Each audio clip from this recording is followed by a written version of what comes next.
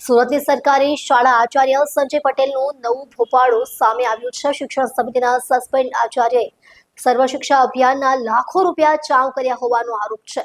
ગત 27 નવેમ્બરે શાળામાં રજિસ્ટરમાં હાજરી પૂરી દુબઈ ફરવા નીકળી જતા હોવાનું ભોપાળું સામે આવ્યું હતું। આચાર્ય શ્રી સંજય પટેલ પર સર્વ શિક્ષા અભિયાન હેઠળની અંદાજે રૂપિયા 8 લાખની ગ્રાન્ટ અંગત ઉપયોગમાં વાપરી નાખવાનો આરોપ છે। તપાસ દરમિયાન આ રકમ બારોબાર વાપરી નાખવાનું સામે આવ્યું છે। ગત 27 નવેમ્બરે શાળાના રજિસ્ટરમાં હાજરી પૂરીને દુબઈ ફરવા નીકળી જવાનું ભોપાળું બહાર આવ્યું હતું। શિક્ષણ સમિતિના પ્રમુખે જણાવ્યું હતું કે આ પહેલા પણ સંખ્યાબંધ વખત આચાર્ય વિદેશ બિનમંજૂર રજા ઉપર ગયા હતા।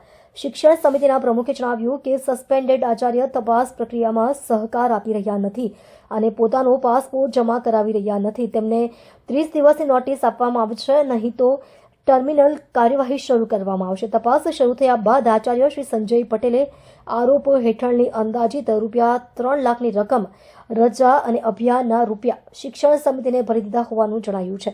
જોકે સમિતિએ આ ગેરવર્તન માટે પોલીસ ફરિયાદ દાખલ કરવાનું ટાળ્યું છે, જેથી તેમની કાર્યપદ્ધતિ પર સવાલ ઉઠ્યા છે।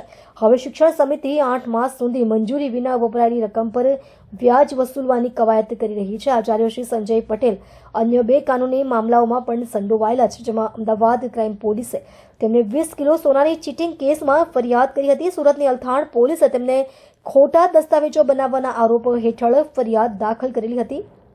સસ્પેન્ડેડ આચાર્યને નિયમ મુજબ 70% પગાર ચૂકવવામાં આવી રહ્યો છે, જેના યોગ્યતા પર પણ પ્રશ્ન ઉઠ્યા છે, કારણ કે તેમના પર ગંભીર આરોપો છે। આ વિષયમાં જઈએ તો પહેલાં જ અમે જે તપાસ કરીને એમને જે ગેરકાયદેસર રજા ભોગવી હતી એના અનુસંધાને એમને સસ્પેન્ડ કર્યા હતા। ત્યારબાદ જ્યાં નવા આચાર્યની નિમણૂક થઈ તો જાણવા મળ્યું કે સંજય પટેલ સર્વ શિક્ષા અભિયાનના નાણાં પોતાના એકાઉન્ટમાં જમા કરાવેલા છે। ત્યાર પછી નગર પ્રાથમિક શિક્ષણ સમિતિએ એમને નોટિસ આપી અને એમને તાત્કાલિક એ નાણાં પાછા સ્કૂલમાં જમા કરાવ્યા હતા।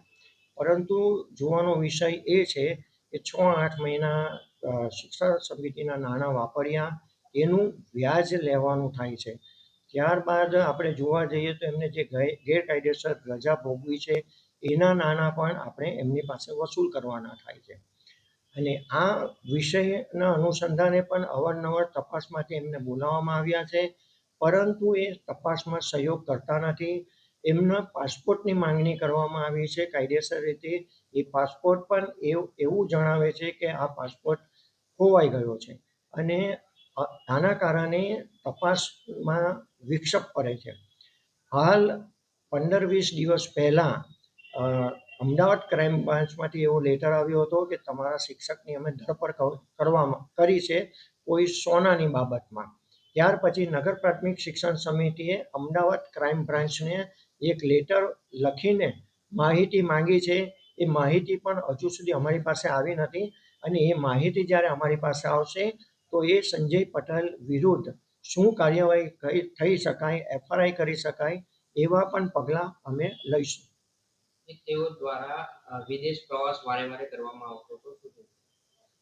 એમના દ્વારા વિદેશ પ્રવાસ કરવામાં આવતો હતો, એના અનુસંધાને અમે સ્થળ તપાસ કરી હતી, બધાના નિવેદનો પણ લીધા હતા, એમના રજિસ્ટર પણ ચેક કર્યા હતા। એમાંથી માલુમ પડે છે કે એ જે દિવસે વિદેશ હતા તે દિવસે એમને રજિસ્ટરમાં પોતાની હાજરીની સહી કરી છે અને આને કારણે જોવા જઈએ તો એને જે વધુ રજા ભોગવી છે એના આપણે પૈસા લેવાના થાય છે।